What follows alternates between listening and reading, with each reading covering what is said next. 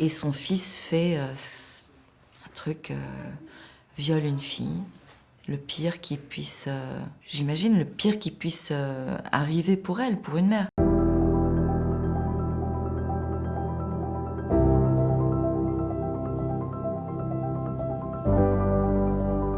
Le fait qu'ils soient tous les deux détruits, en fait, et tous les deux victimes. Bien sûr, il y a eu un viol. Elle l'a vécu comme ça, donc il y a eu un viol. Mais son destin à lui est quand même est brisé. Et je le dis, j'ai la possibilité de le dire dans mon monologue, c'est que le destin de ces deux jeunes, les deux destins sont brisés. Je trouve ça juste, la position dans laquelle on nous met en tant que spectateur, justement ne pas savoir, d'être indécis, de parfois pencher de son côté à elle et puis de son côté à lui, et au final de pas avoir... c'est bien qu'il y ait une justice et que la justice est rendue quand même. Il est accusé, il a tort, mais il a déjà fait de la prison, il n'a pas à en refaire. Enfin, il y a quelque chose de juste, je trouve. Et de nos jours, je trouve qu'on sait plus trop si la justice a un rôle... Enfin, on oublie le rôle qu'elle a et on oublie que ça doit pas se passer sur les réseaux sociaux, on doit pas briser, juger quelqu'un en 4 secondes parce qu'on sait la moitié des choses et on n'est même pas... Enfin voilà, c'est tellement rapide de trouver qu'il y a un coupable, c'est facile. Donc je trouve ça bien que ça remette ça en question. Ouais. Effectivement, essayiste, féministe, qui a l'habitude des débats, pleine de convictions. Et son fils fait un truc, viole une fille.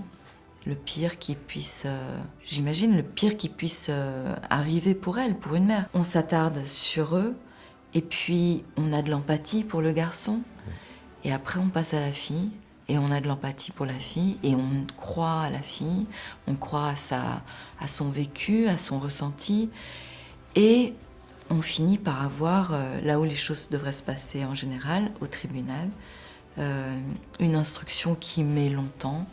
On le dit, ça a mis 30 mois. C'est pas quelque chose de... On en parle un petit peu des réseaux sociaux, mais c'est quand même pour montrer la différence qu'il y a entre une vraie justice et une justice un peu gratuite comme ça sur les réseaux sociaux. Donc il y a ça. Et mon personnage passe de ses convictions à... ce constat de comprendre que si elle est honnête et sincère, elle n'est qu'une mère à la fin. Elle a un ressenti de mère et il n'y a plus de conviction qui vaille le coup. Enfin, il y a quand même un moment où elle doute de son fils, où elle se dit qu'il a peut-être été capable. Je pense que c'est le moment où elle est la plus perdue. Parce qu'au moment du procès, je pense qu'elle a compris là où elle se situait. Et elle a besoin de dire ça, justement, qu'elle est incapable, qu'elle a aussi eu un ressenti pour cette jeune fille qui était sa belle-fille, qu'elle a considérée comme sa fille à un moment. Donc elle est vraiment dans une incapacité de juger, d'être objective. Et il y a aussi le côté, la famille très religieuse du côté de la mère de Mila, qui fait que tous ces codes de pensée sont complètement détruits. Enfin, oui, c'est un choc à dans chaque famille, et c'est vrai que les codes sont si différents à chaque fois. La première scène que j'avais à jouer, c'était dans le café avec le personnage de Mathieu Kassovitz. Mais la scène d'après, c'était au tribunal. Et c'était un plan séquence, comme pour chaque personnage, un monologue.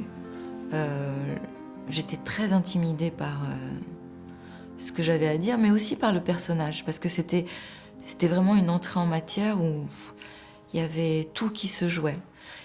Je me suis beaucoup servie de mon fils qui était là et qui gentiment s'est placé pour moi parce qu'on ne le voyait pas, mais j'ai eu besoin de le regarder vraiment. C'est vrai que je me suis servie de ça, beaucoup. Et comme c'était...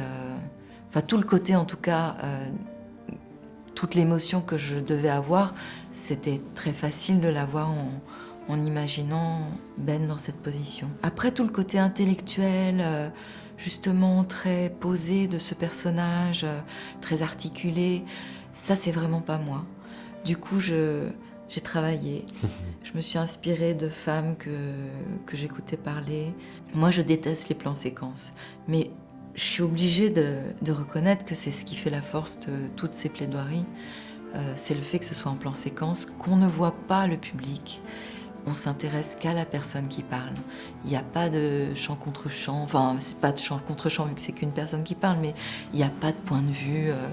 Non, on est à la hauteur du jury et c'est assez implacable en fait. Donc oui, je trouve ça très fort.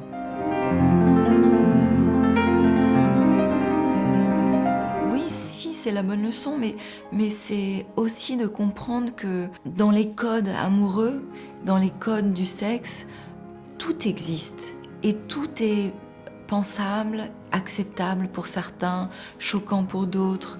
Mais c'est pas pour autant qu'il faut effacer. Il y a des filles qui aiment qu'on parle crûment, que ça excite. Il y en a d'autres, il y a un témoignage J'adore cette actrice qui dit oui, enfin bon, oui, effectivement, il m'a fait ci, oui, je lui ai fait ça, bon, c'est pas très grave. Et pour laquelle ça a pas beaucoup de... C'est pas ça qui va la détruire. Il y a toutes ces manières d'appréhender de vivre sa sexualité et qu'il faut pouvoir...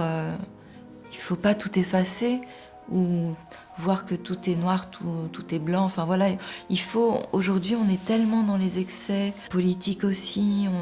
Je sais pas, on oublie tout. On se pose plus les bonnes questions. Ça aurait été facile pour Yvan de faire un film où il accusait le garçon et la fille était la victime plein pot. J'ai rarement été en fait dans des films, pas des films à message, mais c'en est presque un. C'est quand même un film qui laisse pas froid, Enfin voilà, je pense qu'on n'en ressort pas sans questionnement.